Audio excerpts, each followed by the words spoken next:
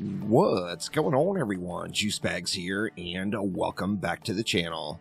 Today we're going to take a look at the Energy Cannon EVA. Now, the Energy Cannon, of course, is one of the weapon sets, Protean Mk II, that you can find on various weapons. Now, this particular weapon set is quite fun to play. It's extremely powerful, yet it is kind of niche, as it's not going to be the highest DPS as far as boss burning or single target damage goes, but as far as just providing a powerhouse to clear lanes, it is without a doubt just an absolute beast. As you see here, I can get 80 to 90 million DPS just from spamming my Energy Cannon. And if you take a look in your spellbook and you look at the Energy Cannon, it burns 10 mana per second to keep it up, which means if you can collect 10 MP regen from your accessories, I've got it just on the two pieces right here, then you're going to have 100% uptime on your Energy Cannon, and you can just run around the map with it and do whatever you want.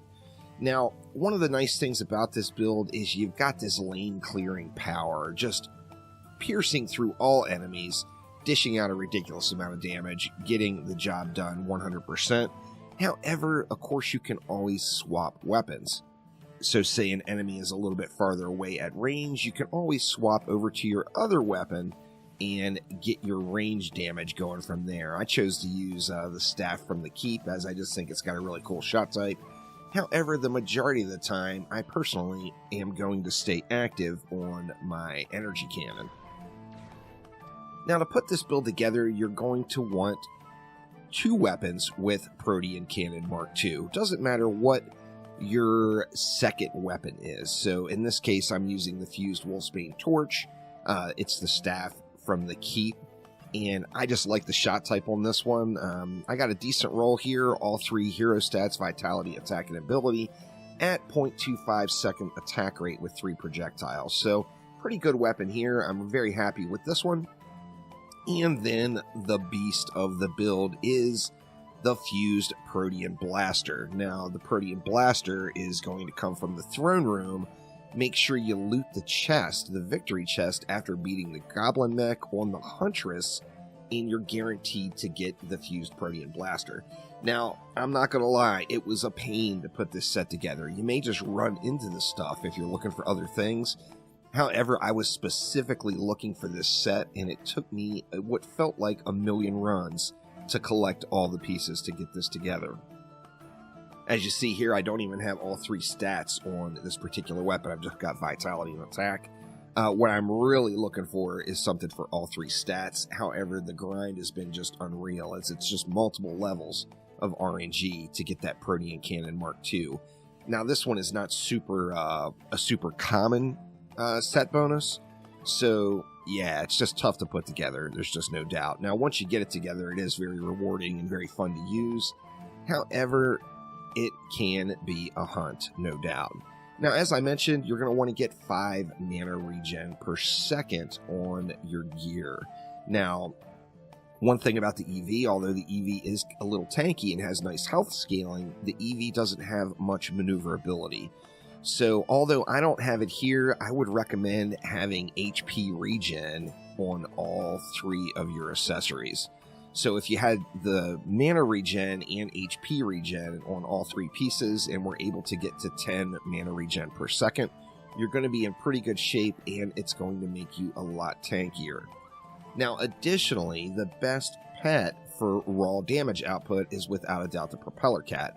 However, if you're looking for a little bit more in stat, you can go with a nice Giraffe, and that will add a little bit of stat there for you. However, the Prop Cat is going to put out the most damage output while using the Energy Cannon. Taking a look at the stats here, it is all about the attack stat. Yep, I realize Energy Cannon is an ability. However, attack scales better than ability does. Now, how the Energy Cannon works is the damage is based off of the base damage of the weapon.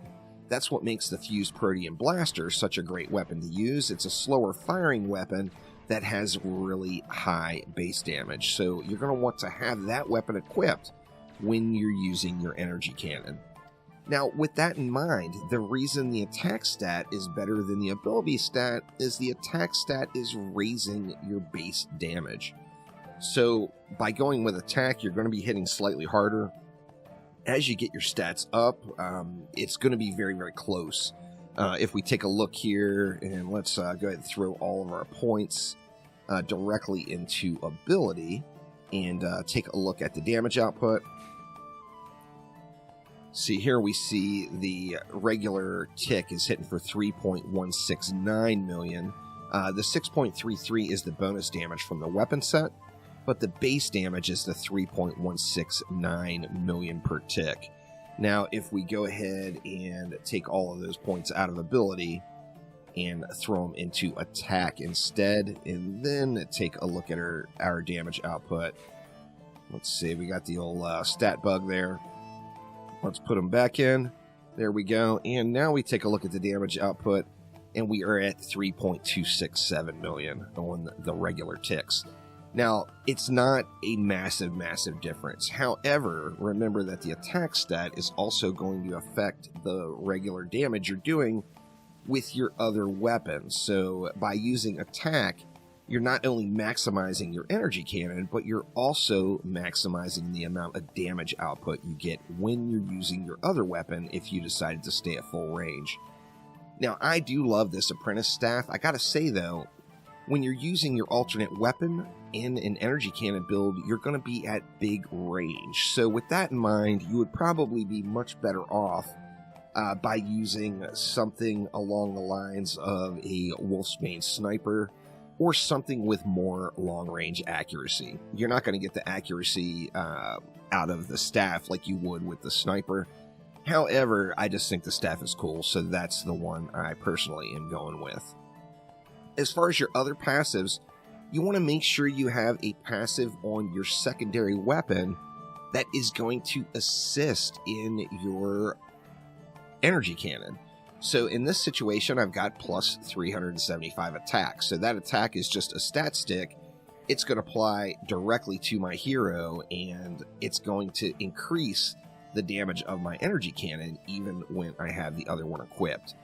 Now, you can't be super picky on this unless you just want to put in an enormous grind, because I tell you, I did 100 plus maps to put this particular build together, and I just got these, which I don't consider as ideal passives or stats. So depending on how much grind you want to put in is going to be dependent on how much you fine-tune it. Now, another helpful hint with the energy cannon EV is if you're going into a boss fight, pull those points out of attack and put them into vitality. We all know that the bosses in the game like to one-shot people and hit like an absolute truck. So if you get those points into vitality instead, it's going to give you a nice bit of a cushion. That got me up to 449k, which is still pretty dang low, really, as far as the hero health goes for massacre boss fights. But give yourself a little cushion, take away a little bit of that damage, and put it directly into your vitality and get your health jacked up a bit. It lowers the damage output, but it doesn't lower it considerably, so it's still quite powerful, even when you have those points thrown into vitality instead of attack. So if you have any questions about your energy cannon EV, make sure to let me know down in the comments below. I will be tweaking this build as I go and find better equipment. However, that is the energy cannon build that I am using right now.